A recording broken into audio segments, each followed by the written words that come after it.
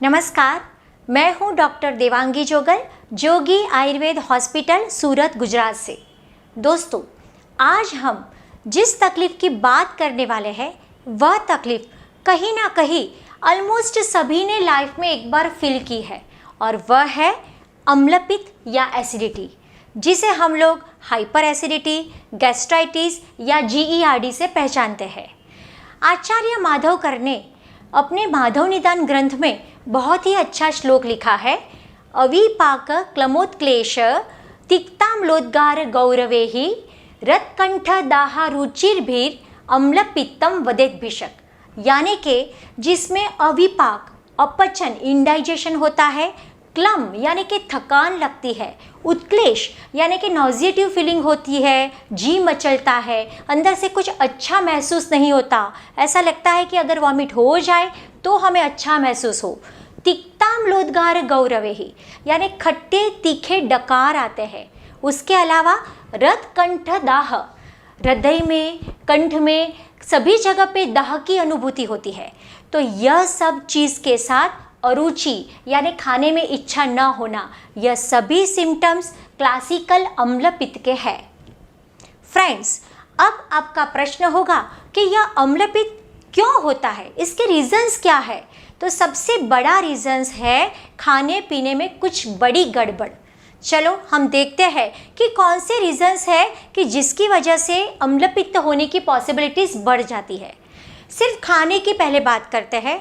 तो कई लोग ऐसे होते हैं कि ज़्यादा उपवास करते हैं, ज़्यादा भूखे रहने से भी पित्त बढ़ता है और एसिडिटी बढ़ती है, क्योंकि जब हम भूखे रहते हैं तो पेट में कुछ डाइजेस्टिव एंजाइम्स का सिक्रेशन शुरू ही रहता है और उसको डाइजेस्ट करने के लिए कुछ नहीं मिलता है, तब जाके वह पित्त बढ़ाता है। उसी तरह जब आपने ओवर ईटिंग कर लिया तो भी डाइजेशन वीक हो जाता है और उसकी वजह से भी पित्त ज़्यादा बनता है। तो सबसे पहले महत्व का कारण है या तो बिल्कुल ना खाना या तो बहुत ज़्यादा खा लेना। दूसरी महत्व की बात है पित्त काल में न खाना। आजकल हम देखते हैं कि मार्केटिंग फील्ड में जो भी लोग एक्टिव है, सुबह 8 साढ़े 8 बजे हेवी ब्रेकफास्ट लेके वो चले जाते हैं, फिर पूरा दिन कुछ वड़ा पाव खा लिया, कुछ चाय पी ली, बात ख़त्म। तो पित्त काल है ऑलमोस्ट दोपहर को 12 से 2 के बीच का। इस काल में गैस्ट्रिक एंजाइम्स का सबसे ज़्यादा सिक्रेशन होता है। तब आपने अगर ठोस फूड ले लिया जैसे सब्जी, रोटी, दाल, चावल, तो उसका डाइजेशन बहुत ही अच्छी तरह से होगा। बट अगर तब आपने खाना स्किप कर दिया तो जो डाइजेस्टिव एंजाइम्स का सिक्रेशन ज़्यादा हुआ है वही आपको एसिडिटी कर सकता है। वैसे ही खाने की चीज़ों की बात की जाए तो मैदे की चीज़ which includes all types of junk food, fermented चीज़ जिसमें खमीर डाल के बनाया जाता है, इडली, डोसा, उत्तपा एक्सेट्रा, ज़्यादा स्पाइसी एंड मसालेदार चीज़ें हैं, ये सब चीज़ ऐसी है जो बेसिकली पित्त का स्टिमुलेशन बढ़ाते हैं। तो जिनको अम्लपित्त है उनको एटलीस्ट खट्टा, तीखा, नमकीन, यह जो भी टेस्ट में है उसे थोड़ा कम लेना चाहिए। और वैसे ही दूसरी महत्व की चीज़ है कि अगर आगे का आपने जो खाया हुआ खाना है वह डाइजेस्ट नहीं हुआ, यानी कि आपका पेट अच्छी तरह से साफ़ नहीं हुआ है, आपको एनर्जेटिक फील नहीं लगता है, आपको ओरिजिनल भूख नहीं लगी है, फिर भी अगर आपने खा लिया तो भी आपको एसिडिटी होने की पॉसिबिलिटीज़ बढ़ जाती है। तो यह सब हुई खाने के रिलेटेड बातें।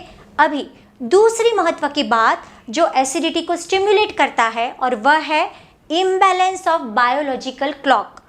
आपने रात को ज़्यादा जग लिया, सुबह लेट उठे, पूरा रूटीन आपका डिस्टर्ब हो गया, तो जिन जिन लोगों का बायोलॉजिकल क्लॉक बार बार डिस्टर्ब होता है उनको पित्त बढ़ने की पॉसिबिलिटीज़ मैक्सिमम होती है, which ultimately leads to acidity. वैसे ही तीसरी महत्व की चीज़ है आपका मेंटल स्ट्रेस। अगर मुझे किसी पे गुस्सा आता है, चाहे मैं निकालूं कि नहीं निकालूं, ऑन द स्पॉट मेरे बॉडी में वायु पित्त का इम्बैलेंस शुरू हो जाता है। मैं कोई भी चीज़ को बार बार सोचती रहती हूँ, कोई भी चीज़ में मेरा मन अटक जाता है कि इसका क्या होगा, इसका क्या होगा, तो उसकी वजह से शरीर में जो मेंटल चेंजेस होते हैं जिसका इम्पैक्ट अपनी बॉडी पे पड़ता है और जिसकी वजह से पित्त का स्टिमुलेशन अगेन बढ़ जाता है। तो कई बार पेशेंट हमारे पास आता है कि मैडम मैंने तो कुछ भी नहीं खाया, मेरा तो सब सही चल रहा है, फिर भी मेरी एसिडिटी मेरा पीछा नहीं छोड़ती है। तो हम बताते हैं कि आयुर्वेद इतना महान साइंस है कि सिर्फ खाने पीने के साथ नहीं, मन के साथ भी कहीं ना कहीं इसका रिलेशन है। तो आपको स्ट्रेस फ्री रहना भी इतना ही ज़रूरी है। इतना जानने के बाद अब हम जाएंगे अम्लपित्त या एसिडिटी के सॉल्यूशंस पे कि कौन से सॉल्यूशंस हैं जिसको हम घर पे ही आजमा सकते हैं और हम ठीक हो सकते हैं। तो आयुर्वेद में ऑलमोस्ट सभी डिसीज की ट्रीटमेंट के लिए बताया है कि संक्षेपतः क्रिया योगो निदान परिवर्जनम। निदान यानी कि एक बार आप सोचो कि कौन से रीज़न से मुझे एसिडिटी हुई है, वह रीज़न्स को दूर करना, अपने लाइफ में से ओमिट करना, वह सबसे बड़ी ट्रीटमेंट है। तो मैं चाहती हूँ कि इसके लिए आपको खुद को अपने बारे में सोचना पड़ेगा कि मैं कहाँ पे राइट हूँ और मैं कहाँ पे रॉन्ग हूँ जिससे मेरी एसिडिटी स्टिमुलेट होती है। अगर रीज़न्स पकड़ लिया तो डेफिनेटली उसको छोड़ने का प्रयत्न करिए। इसके अलावा ओरल मेडिसिन्स की बात की जाए तो 3 टेस्ट में जो रस है, कड़वा, कसेला और मीठा, यह 3 रस पित्त शामक है। यानी यह 3 रस वाली जो भी चीज़ें आप लेंगे वह बॉडी में बढ़े हुए पित्त को ऑलमोस्ट कम कर देगा। घरेलू चीज़ की बात की जाए तो हम सजेस्ट करते हैं कि धनिये और शक्कर का शरबत, सूखा धनिया पीस लो, 1 गिलास पानी में आधा चम्मच डाल दो, 3-4 घंटे भिगो के रखो, अंदर थोड़ी सी शक्कर डाल दो और धनिये शक्कर का शरबत अगर आप बार बार लोगे तो भी आपका पित्त कम हो जाएगा। वैसे ही सौंफ और शक्कर का शरबत भी इतना ही इफ़ेक्टिव है। तीसरी चीज़ है काली द्राक्ष यानी कि काली मुनक्का, उसको पानी में डुबो के रखो, 10-15 काली मुनक्का ले लो, वो जब फूल जाए तो उसको चबा के खा जाओ, ऊपर से पानी पी जाओ। यह भी श्रेष्ठ पित्तनाशक औषधि बन सकती है। इसके अलावा आप गुलकंद डाल के दूध भी ले सकते हो, यानी कि गुलकंद वाला दूध भी आप पी सकते हो। अगर आप कंटिन्यू स्ट्रेस में रहते हो तो स्ट्रेस को रिलीव करने के लिए सबसे महत्व की चीज़ है कि डेली आप नाक में गाय के घी की बूंदें डालिए, डेली नस्य करिए और उसके साथ 15-20 मिनट अनुलोम विलोम, भ्रामरी, शीतली, शीतकारी ऐसे प्राणायाम करिए। यह चीज़ दवाई जितनी ही इफ़ेक्टिव रहेगी। और अगर यह सब प्रयत्न करने से आपको बिल्कुल फ़र्क नहीं पड़ता है तो एसिडिटी का ब्रह्मास्त्र हमारे पास है और वह ऋषि मुनियों ने बताया है कि विरेचनः पित्तहराणाम। बॉडी में जो बढ़ा हुआ पित्त है उसको परमानेंटली बाहर निकालने के लिए सर्वश्रेष्ठ ब्रह्मास्त्र हमारे पंचकर्मा से है, वह है विरेचन। क्लासिकल विरेचन कोई भी वैद्य की निगरानी में अगर आप करवा लो तो परमानेंटली बढ़ा हुआ पित्त एक बार इकट्ठा होकर आप बाहर निकाल पाओगे और उसका इम्पैक्ट बॉडी में लॉन्ग टर्म तक रह सकता है। फ्रेंड्स, इतना बताने के बाद एक मैं आपको शॉर्ट शेयर करना चाहती हूँ जो घरेलू टिप्स है। अगर वो आप अच्छी तरह से फॉलो करोगे तो भी मैं मानती हूँ कि आपकी एसिडिटी ऑलमोस्ट 80-90% तक डिसॉल्व हो सकती है। तो उसमें एक पित्तनाशक मुखवास की रेसिपी मैं आपको शेयर करना चाहती हूँ जिसमें सूखा धनिये का पाउडर आप 100 ग्राम ले लीजिए, 100 ग्राम सौंफ का पाउडर ले लीजिए, उसमें 100 ग्राम शक्कर पिसी हुई आप डाल दीजिए, उसके अंदर 50 ग्राम यष्टि मधु चूर्ण डाल दीजिए और उसमें 25 ग्राम आंवला चूर्ण डाल दीजिए। यह हुआ आपका पित्त शामक मुखवास।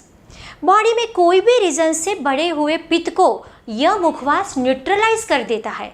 यानी मैं बताऊंगी कि आप पूरे दिन में कभी भी खाली पेट या खाने के बाद any time you can take this मुखवास। यह मुखवास आप दिन में 6 से 8 बार लेते रहिए। मैं मानती हूँ कि वैसे ही आपकी एसिडिटी 80-90% तक कम हो सकती है।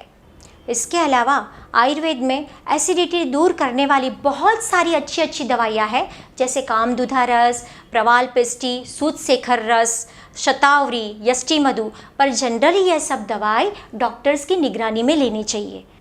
दोस्तों, अगर आपको थोड़ी बहुत एसिडिटी है और वह बार बार आपको परेशान कर रही है, आप दूर रहते हो, अगर हमारे पास नहीं पहुंच सकते हो तो भी बिल्कुल स्ट्रेस मत लीजिए।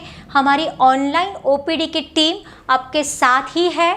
सभी डॉक्टर्स ऑनलाइन में जो है वह मेरे द्वारा ट्रेन किए हुए हैं, एक्सपर्ट्स हैं। आपके साथ वीडियो कॉलिंग से या फ़ोन से शांति से बात करेंगे, आपकी तकलीफ़ समझेंगे और उसका कस्टमाइज सॉल्यूशन आपको देंगे। तो मैं चाहती हूँ कि अगर थोड़ी बहुत भी एसिडिटी है तो उसके कॉम्प्लिकेशंस होकर कोई सेकेंडरी बड़ा डिसीज़ ना हो, इसके लिए अवश्य ही आप हमारी ऑनलाइन ओपीडी में जुड़ सकते हैं। आशा रखती हूँ कि यह वीडियो आपको हेल्पफुल रहा होगा। धन्यवाद।